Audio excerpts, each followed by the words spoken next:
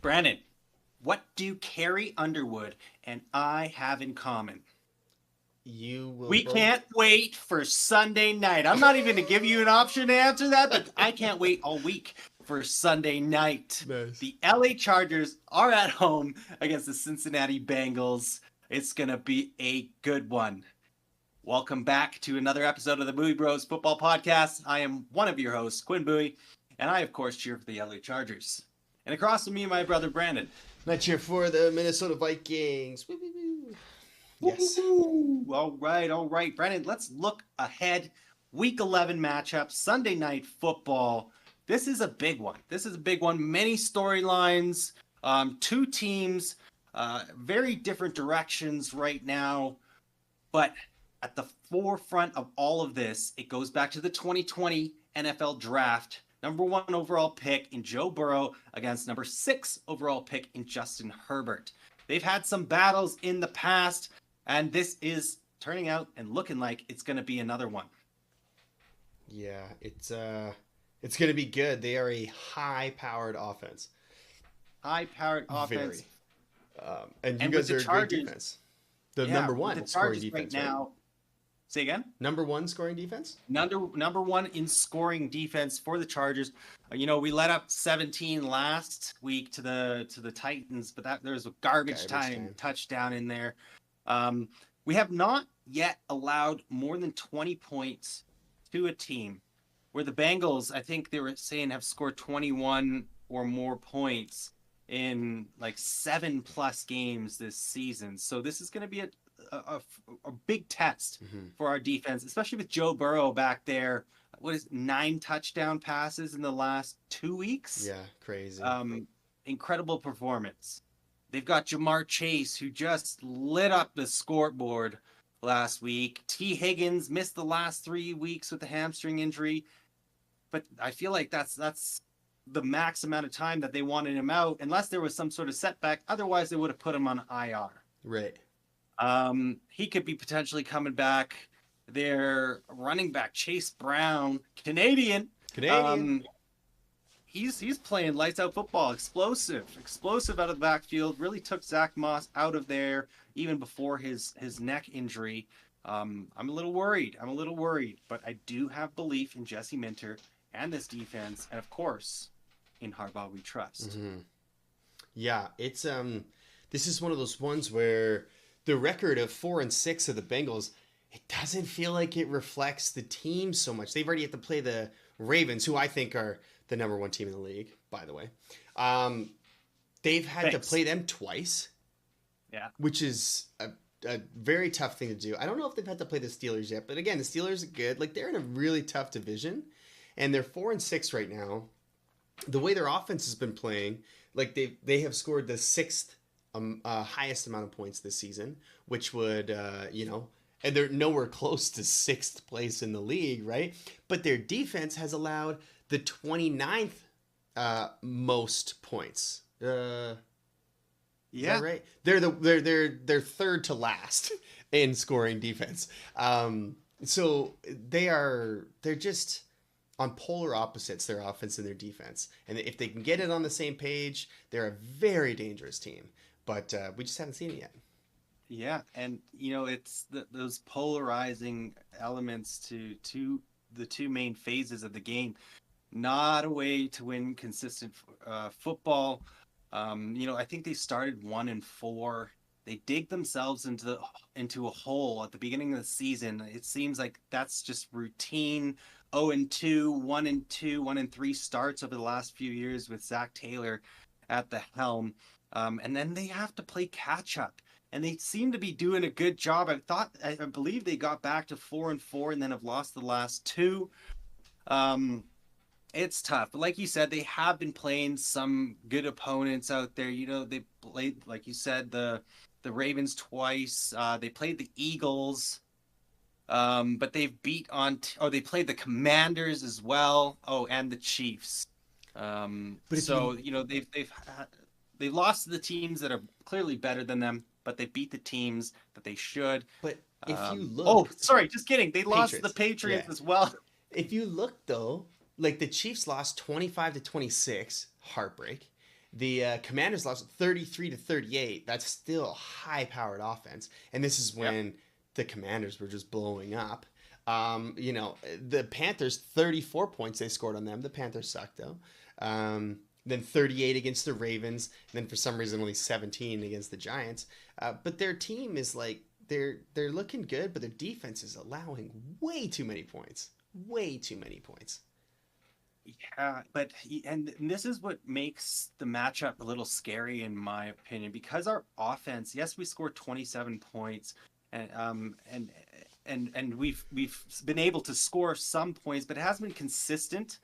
And albeit their defense is leaky, if we don't have the offensive firepower to keep up, it's going to be tough. It really is. Our defense, yes, they are number one in scoring and in quite a few other metrics, but they're going against a team that has potentially two superstar wide receivers out there.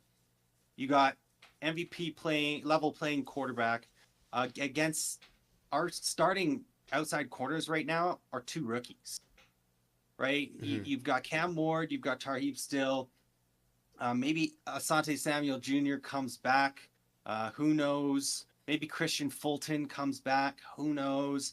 Obviously, it would be a huge boost to the defense. But Jesse Minter has been able to translate inexperience to do your job. Just follow what the game plan is, and everything is going to work out. And it really has been that way. Even though they're rookies on the outside, they've been able to contain opposing wide receivers. The defense is gelling. Mm-hmm. So, and they just stop the Bengals' high power offense a little bit, just so we can score the 23 points or so, enough to take the win. That's my hope. That's my belief. Mm-hmm.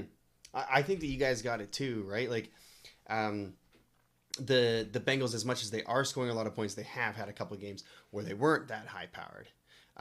So there is the potential in the game script possibly to slow them down. But yes, your offense isn't that high powered either. There's not very many explosive plays on your guys' side.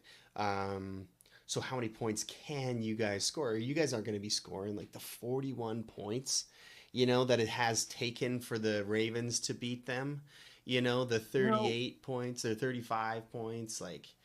Listening what you just said there, it's really making me think, because there have been some of these explosive plays, like 35 plus yard plays, Mm-hmm. big wide open touchdowns. Hughes made a lot of those big plays, Ladd as well. Maybe it's just because we haven't had to operate in such a way to keep that level of offensive play up, that we now run the ball, we control the clock, we play our defense. I actually do have hope. DJ Chark came back last week. He played one snap. When Jim Harbaugh was asked, like, what happened there? We wait the entire season, and now he's healthy. He's supposed to be this perimeter guy that's really going to take this offense to potentially another level. Well, Harbaugh said, I like the way our receivers are playing right now. I just did not find an opportunity to get DJ Chark in there because the way these guys are playing. So, hey, maybe we have the offensive firepower. 27 against 8, like I said, a good Titans defense. We are coming into form. Herbert is playing at creeping into an MVP level. The only problem is he's against Lamar Jackson right now in this season.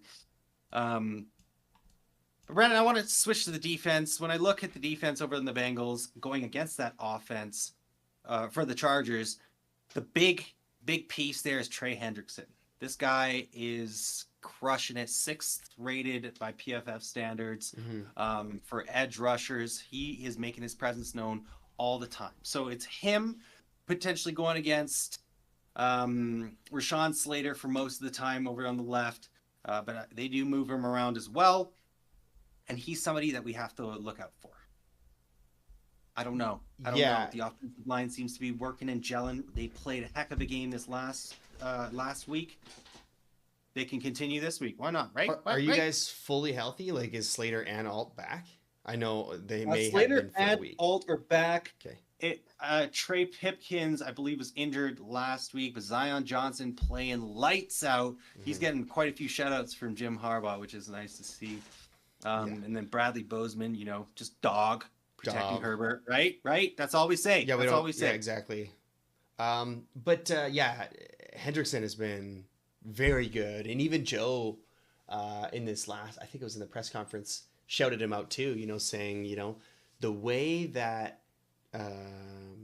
myself, Jamar, and Hendrickson are playing, it's just not fair. I can't remember his wording, but basically it was like, we should be winning games. The way that the three of us have been smashing the other teams, we should be winning games. And so he is going to be a problem. I'll be keeping an eye out for him, especially Sunday night's so fun. You get to kind of focus really hard on the one game, focus on what's going on, and you can kind of like pick and choose which plays you're going to look here and there. So I'll be looking at him quite a bit because he is he's an electric player for sure.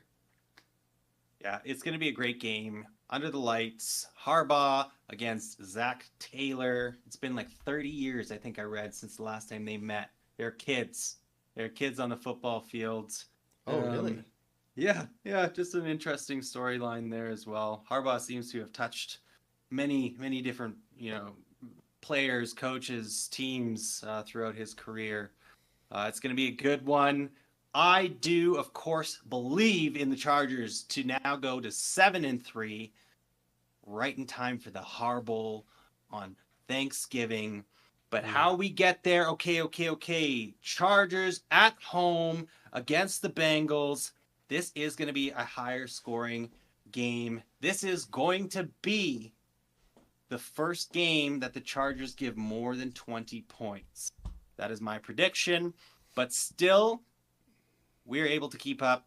It is going to be Chargers winning 27-23. We're going to score 27 points again. I also read that all of our wins have been either scoring between 23 and 27 points. All of them. That is the sweet spot for Harbaugh and the way he wants this team to play. So we're going to get the high end there, 27-23 for the Bengals, out on top Sunday Night Football. But I have it. Okay. So I've been looking through the wins and losses of both your teams, seeing where it's at. Okay. There's a number that stuck out to me, is that the Bengals beat the Giants 17-7. And I feel like that could be the score. I feel like they're going to score 7 points because they're going to get insanely frustrated by some errors, by some this, by some that. There's been build up of like frustrations, and I think we're going to see it come through this game. I think that Joe Burrow's going to have one of his worst games, trying to force the ball into places that he doesn't need to. I think it's going to be 17 Chargers, 7 Bengals. That's a horrible prediction. Wild. I don't know. Prediction. You talk about it, and I'm believing you. I'm like, holy crap. I think you're right. Frustrations. Our D-line, those edge rushers are going to get pressure on that O-line. Joe Burrow gets smacked around quite a bit. He gets pressured quite a bit. We're gonna play assignment football in the back. It's gonna get confused the way we run our defense. Absolutely, frustrations are gonna blow over. We're gonna see 17-7. I love it. We're gonna see Burrow yelling at Zach Taylor on the sideline because he's like, what the hell? What's going on? You know what I mean? He's gonna be frustrated, and then boom, Zach Taylor fired. Okay, that's big. Look at all these predictions I've got going on. No way, man. Look at all these predictions I got going on. I know Bengals fans want it, so. I like it. Prop bets. I don't know about the Zach Taylor getting fired one, but who knows? Crazier things have happened this season. Things have happened. Doesn't matter. Chargers get the W. Week 11 in the books. What do you guys think? Are we crazy with our score predictions? Let us know in the comments. And if you are a Chargers fan, a Vikings fan, or the fan of the NFL in general, please consider subscribing to the channel. It does help us out. Like the video, hit the notification bell, never miss out. All right, Brandon, sign us off. Okay, everybody, Skol Bolts! Skol Bolts! See ya.